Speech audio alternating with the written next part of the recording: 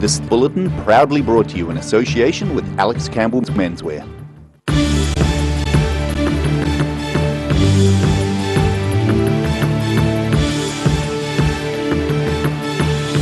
Out on the south today, the 50-year-old Tiwai aluminium smelter has been marked for closure by parent company Rio Tinto. And reaction to the news of the closure is sending shockwaves throughout the south. And an employment summit has been held by the Waimakariri district, helping those looking for work.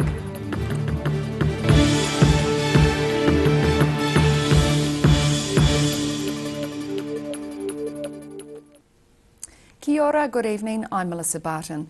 1,000 workers are set to lose their jobs as Rio Tinto says their aluminium smelter at Tiwai Point is no longer viable. The 50-year-old facility has been a backbone of employment in the region. After nearly 50 years, international mining giant Rio Tinto is planning to wind down Tiwai Point's aluminium smelter in a year's time, saying it's no longer viable. The smelter's general manager says he's extremely disappointed, and his first concern is the health and welfare of the staff working there. So what that means is my real focus for today and over the next period is on the people of Tiwai, their safety and their well-being. We have over 1,000 Southlanders who walk through these gates behind me every day. They're producing an amazing product, some of the lowest carbon, highest purity aluminium in the world, and it's extremely disappointing that we couldn't reach a decision that enables us to continue to keep doing that. Despite last year being one of the smelter's most productive in 10 years, a reduction in aluminium prices and higher operating costs have seen a drop in earnings for the company. Today's announcement followed a lengthy strategic review, which meant a lot of uncertainty for the entire Southland community for almost a year. So it's been a 9-month process, pretty extensive, and there have been a significant amount of intense negotiations that have gone on over that time frame. No one could have foreseen the impact that COVID-19 would have had on not just the strategic review but on the economy and the world's health. It certainly has had an impact on delaying the strategic review, but as soon as the decision's made, we want to do the best for our people, and that is really my focus at the moment. And the best thing is to let our people know that a decision has been made and this is the outcome from that. On top of the 1,000 workers employed at the smelter, the plant is thought to create another 1,600 jobs in the wider community. Certainly when the decision's made, it's quite shocking and is devastating, and even myself are very devastated to have to deliver that news, and it's not a good day for our people, for Southland or for New Zealand. Tiwai Point is the country's largest electricity consumer, and Meridian Energy are already warning higher power prices could follow the plant's closure. In Southland, the South today. Continuing on from the announcement of plans to shut down the Tiwai Point smelter, Southland business and political leaders reacted to the news with dismay, but they also expressed a resolve to keep on fighting for the local economy. Invercargill Mayor Sir Tim Shadbolt says Rio Tinto's plan to shut its Tiwai Point smelter is shattering, and he's concerned for the welfare of the community. All we can say with any degree of certainty is that it will impact on families, on schools and on small engineering workshops that are dependent on the smelter, and it's hard to estimate it in exact terms what the outcome will be, but it will certainly be devastating. Great South CEO Graham Budd is calling on the government to come and visit what is a city facing an economic crisis. We'd like Prime Minister and the Minister of Finance and others to visit us as soon as possible so we can have a good roundtable discussion around the implications of this decision that's been made today.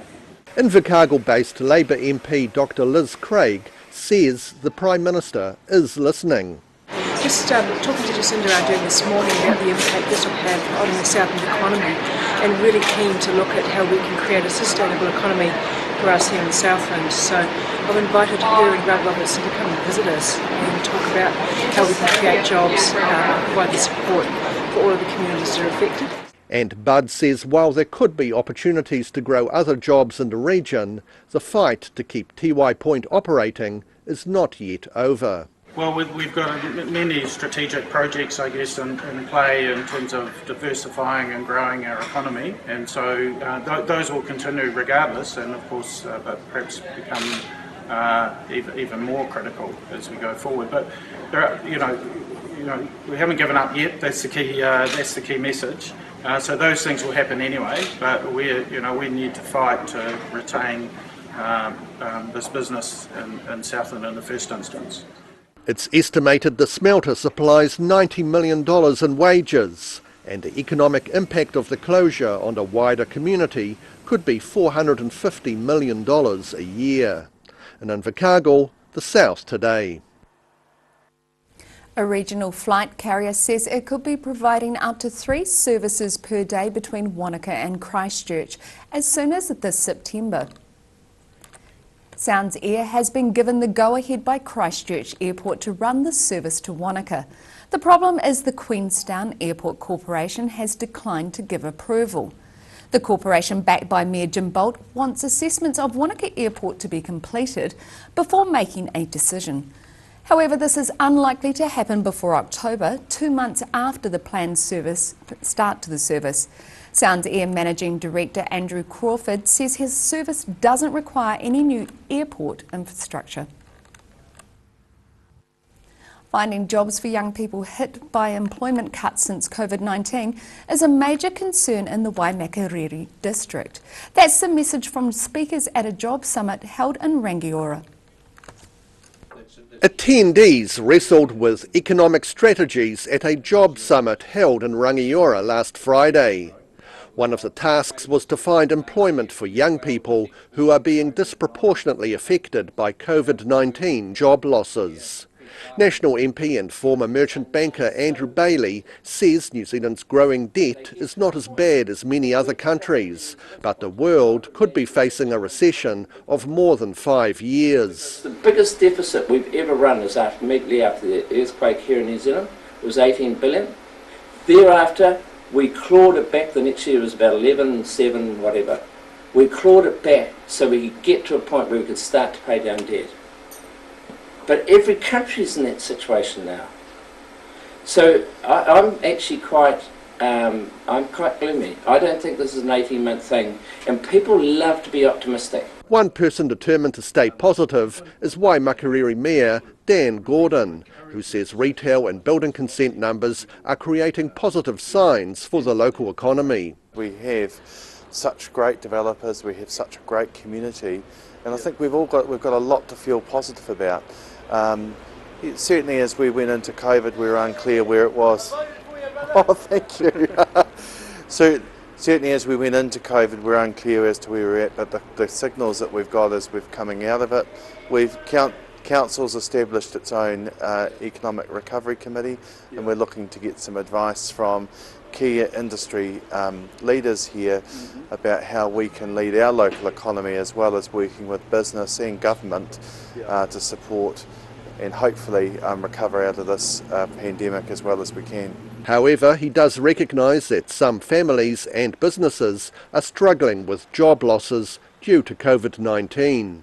No two ways about it, there's some hardship and some things going on as well. There's some redundancies occurring, and one of the biggest ones that I'm really disappointed with was the closure this week of Bunnings, which is a shame to our local economy and to our local community. Large projects for the Waimakariri include an apartment development, a proposed aquasports park, a large Taiwanese pet food factory and hemp farming. In Rangiora, the South Today.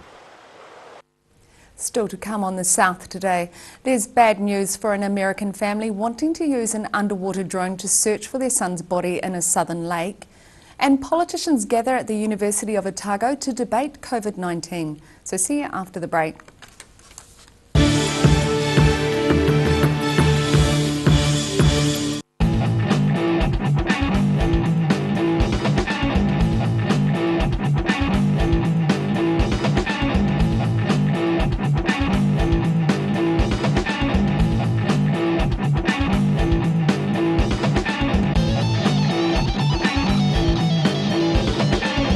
Hi, Lindsay Campbell. We're back in Invercargill again. We're here for a month.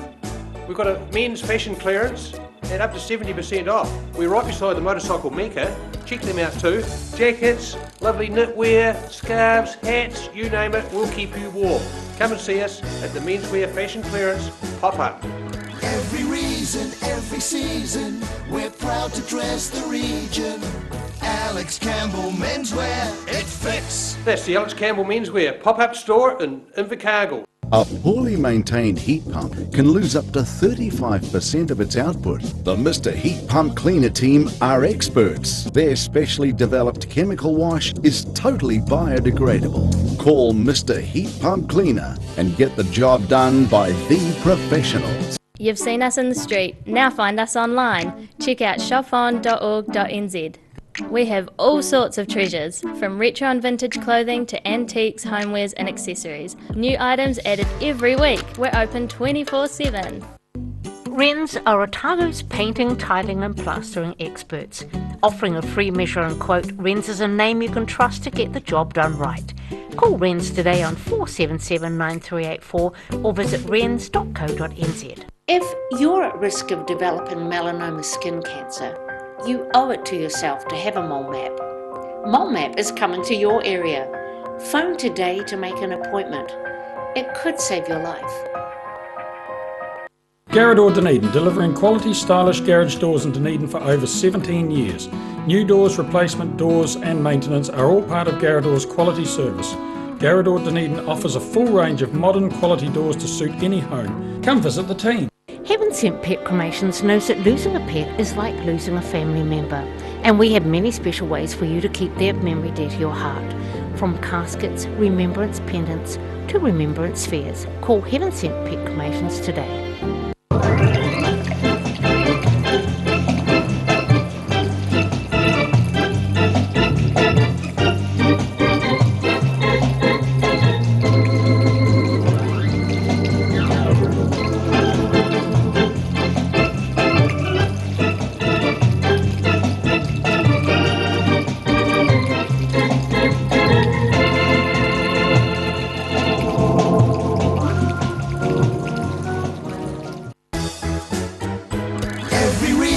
Every season, we're proud to dress the region. Alex Campbell Menswear, it fits. Do you know Youth Grow in North East Valley? It's an awesome plant nursery where young people can work and learn life skills.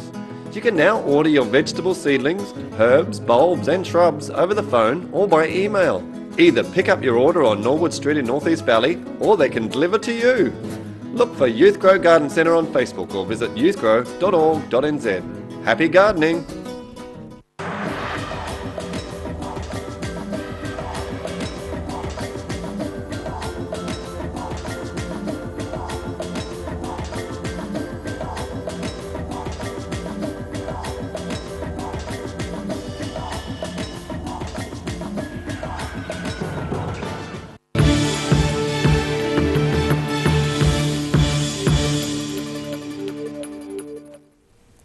Welcome back. An American family's bid to recover their son's body from the depths of Lake Wakatipu has been rejected by police in New Zealand. Californian Tyler Need died after a double parachute failure over the lake in 2018. Need's life vest also failed to inflate while his tandem jump instructor survived. His family have teamed up with an expat New Zealander and a drone operator with experience searching for submerged bodies in the Great Lakes. They say an underwater drone is able to search dive deep enough into the lake, between 300 and 500 metres. But police will not give them permission and say the drone they want to use is not good enough. The family say the area where Need died could be comprehensively searched within a week. Cannabis, Black Lives Matter, tourism and the economy were all up for discussion during an at times fiery political debate in Dunedin yesterday. 4 politicians took part in the wide-ranging debate organised at the University of Otago. The Otago University Students' Association main common room was packed as 4 politicians from different parties scrapped it out in an event organised by the university's debating society. Cannabis and Black Lives Matter were just two of the topics on the table. But it was COVID-19 that kicked off the sometimes fiery political debate, with Michael Woodhouse and David Parker as established adversaries. If we were to open too soon and put risk in place that we had to shut down again, that is a tremendous economic risk. There has to be a better way than what is being proposed by Budget 2020. There hasn't been a fiscally irresponsible government in New Zealand since Muldoon left office, kicked out by the Labour Party in the 1980s. Successive governments have acted responsibly and there has been some counter-cyclical expenditure. Backing up both the left and right of the political spectrum were representatives from two minor parties, with James Shaw from the Greens. You know, Michael's proposition is that they left a fiscal surplus, which we've then spent. But let's look at the deficits that they left us, right? They left us a deficit in infrastructure, in transport, in housing, in schools, in hospitals, in the environment, and climate change. There is a deficit in every single one of those domains, and those chickens have come home to roost at exactly the same time as the pandemic hit, right? We have a multi-decade deficit that at some point was going to have to get paid for. As well as David Seymour from ACT. We are trying to build a rail tunnel under Auckland. And funnily enough, all the tunnelling engineers in the world mostly aren't from New Zealand. They're mostly from France, actually. And if you can't get skilled people in, say you just push the plans through the grounds here, you know, then you can't build a rail tunnel. And that's just one project. The New Zealand public will be able to choose which party's message they like the best in the general election in mid-September. In Dunedin, the South Today. After the break on the South Today, we check in with those in the local soccer scene and we take a look at tomorrow's weather for you, so see you after the break.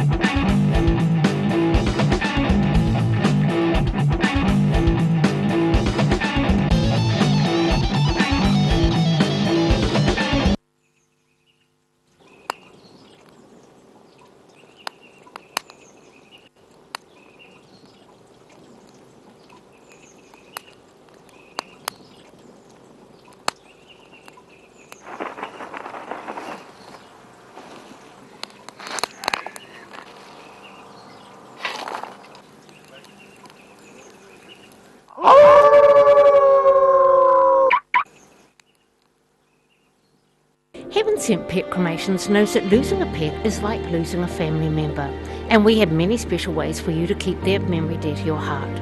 From caskets, remembrance pendants to remembrance spheres. Call Heaven Sent Pet Cremations today. Hi, Lindsay Campbell. We're back in Invercargill again. We're here for a month. We've got a men's fashion clearance and up to 70% off. We're right beside the motorcycle Mecca. Check them out too. Jackets, lovely knitwear, scarves, hats, you name it, we'll keep you warm. Come and see us at the Menswear Fashion Clearance pop-up. Every reason, every season, we're proud to dress the region. Alex Campbell Menswear, it fits. That's the Alex Campbell Menswear pop-up store in Invercargill. Garrador Dunedin, delivering quality, stylish garage doors in Dunedin for over 17 years. New doors, replacement doors and maintenance are all part of Garrador's quality service. Garrador Dunedin offers a full range of modern quality doors to suit any home. Come visit the team. If you're at risk of developing melanoma skin cancer, you owe it to yourself to have a mole map. Mole map is coming to your area. Phone today to make an appointment. It could save your life. Step into Op Shop on St Andrew and discover a place with plenty of bargains for yourself, your friends and the whole family.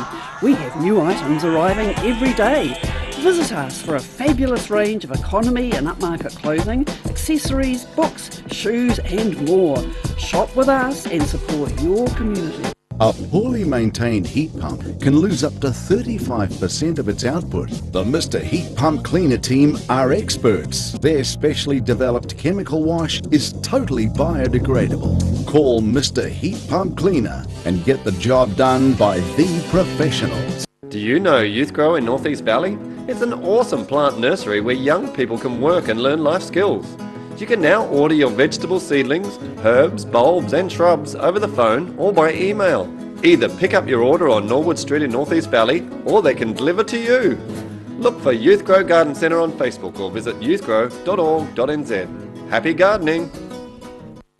Wrens are Otago's painting, tiling and plastering experts. Offering a free measure and quote, Wrens is a name you can trust to get the job done right. Call Wrens today on 477 9384 or visit wrens.co.nz.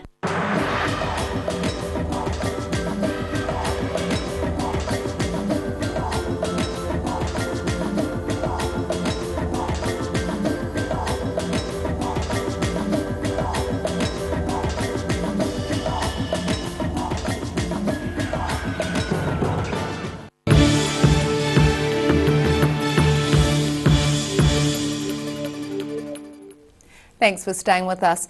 With the winter weather not budging this week, most of Otago's premier football teams will be short on outdoor field practice as they head into the weekend. On this week's Football Chat, host Morgan Jarvis is joined by Otago University's football club's Megan O'Malley and Mike Sanham from the Roslyn Waikari Football Club. Welcome to Football Chat, brought to you by McDonald's Dunedin. We're chatting about the local Southern Premier League and Women's Premier League action, and a couple of guests today.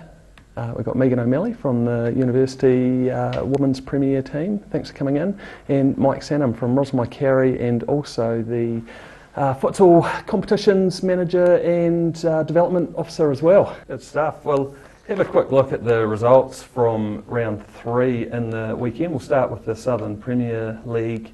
Guess the elephant in the room there was the scoreline.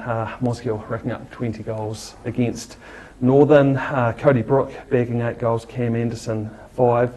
A record-breaking win, that one, but we see that Northern have announced that they've got a new coach coming in, and Mike, I think you're coming up against Northern this weekend and probably don't really know what to expect. No, it's going to be a tough one. I think you'll obviously expect a reaction because they've got a new coach. Everyone will be fizzing to try and get into that starting lineup again. So yeah, absolutely no idea what to expect. But yeah, we're just sort of concentrating on ourselves this week and trying to put our best foot forward. Great. And the results from the Women's Premier League.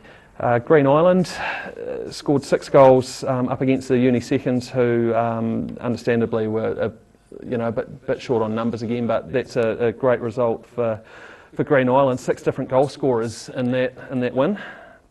Roslyn Waikari 8-0 over Mosgiel after leading 3-0 at half time, with Renee Bacon and Juliet Lucas both scoring hat-tricks. You came up against Roslyn, was it last week or a couple of weeks ago? Yeah, it was our first game, yeah. Yeah, that's right. And look, they're looking like they're going to be pretty tough to crack this season as well. So we'll have a quick look at the tables after round 3. Southern Premier League, Green Island are the team out on top with 3 wins from 3. Yeah, it's still such early days, but there's going to be a big race for those top 4 spots with just one full round before the competition splits into top half and bottom half. And in the Women's Premier League, Dunedin Tech had the bye over the weekend, but they are actually the only unbeaten team after 3 rounds. It shows that there's going to be a lot of competition between the remainder of the teams there. Yeah. Look, that's all for this week on Football Chat. Thanks for joining us. Thanks again to McDonald's Dunedin, our sponsor, and big thanks to Mike and Megan for coming in. Cheers. And the full episode of Football Chat will run after Friday's news bulletin on Channel 39 at 8 p.m, or can be watched anytime on odt.co.nz. And now recapping tonight's top stories on the South today. The 50-year-old Tiwai aluminium smelter has been marked for closure by parent company Rio Tinto, taking millions of dollars out of the economy. And reaction to the news of the closure has sent shockwaves throughout the south, from the Mayor to the Chamber of Commerce. And an employment summit has been held in the Waimakariri district, helping those looking for work in the wake of COVID-19.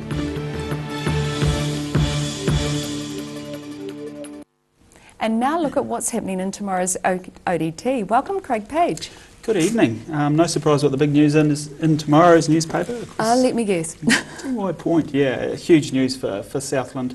And I guess the Lower South Island in general, lots of coverage in that, lots of reaction in tomorrow's paper. An interesting aspect is, while they talk about the 1,000 employees who are going to lose their jobs, there's up to 1,600 people who will be indirectly affected as a result of the closure. We talked to some of those businesses. Interesting, a company which supplies the uniforms and cleans the uniforms for Tiwai staff, they're going to lose about 20 to 25% of their business as a result of this, and nervous about their future. Yeah, it's that next spin on, it's not just the workers, but it's the contractors, it's the community, it's everyone that's going to be affected by that. Yeah, they do rely heavily on a lot of other contractors, even bus drivers, taking their staff to and from the smelter. So, yeah, lots of nerves down there at the moment, and lots of calls for the government to help out as well, but not so keen to by the looks of it. So we'll see where things go over the coming days on that. Some interesting figures out today on FPOS spends around the region as well. For the first few days of the school holidays, there was hope with the ski season up and running that Queenstown Wanaka might get a bit of a reprieve, but the figures showing they're down, their spending's down 60% on the same period for last year. So yeah, a few nerves up there as well. Interesting though that Mackenzie District and Dunedin, they had their figures are up on previous years. Dunedin's up 40% on last year, and Mackenzie up 50%. So some areas are doing it, but I guess it just shows again the reliance of Queenstown and Wanaka on that overseas tourism dollar. It's going to take a bit to recoup that. Inside Out, we've got a feature on a sustainable airtight home in Arrowtown. That's always worth looking at other people's homes, and that's quite cool. And plenty of sport, where our sports tabloid's now getting back into action. We've got lots of rugby and netball in there for people to have a look at. Fantastic, and you can catch all of that in tomorrow's ODT. And now it's time for a look at tomorrow's weather. Tonight's weather proudly brought to you by MoleMap. Starting with the city view, the day has gone, and here's the first sign of spring. Looking at the situation, frosty nights on the way for inland areas, but some cloud and breeze about the coast. Looking for another front and some more showers arriving on Sunday though. Starting off at the northwest of the South Island, Greymouth and Westport are looking at mostly cloudy skies and 12 degrees. Across to the northeast, Nelson and Blenheim can expect cloudy skies too, and 13 degrees. Moving down to Canterbury, it will be cloudy for most places. Kaikoura looks for 11, Christchurch and Ashburton are both heading for 12 degrees. To the southern towns, planned for moderate southwesterlies with some cloud. The Catlins, Balclutha, Lumsden and Gore are all aiming for a high of 9 degrees. In central Otago, you can expect moderate southerlies with skies clearing for all areas. Wanaka heads for 8, Queenstown is due to also reach 8 degrees, Alexandra and Tiana go one better with 9. To the northern towns on the coast, Timaru and Aomaru can expect moderate southwesterlies and 10 degrees. Inland, those in Twizel and Amarama can plan for moderate southerlies, clear skies and a high of 9 degrees. In Dunedin, cloudy tonight with southwesterlies, looking at an overnight low of 4 degrees. Cloud breaks tomorrow with long sunny periods in the afternoon, looking at a high of 10 and a low of 5. And it's going to be mostly fine and sunny on Saturday with moderate northerlies, a high of 12 and a low of 8. And that's all for the news tonight. Catch us tomorrow on The South Today. Kia kite anō.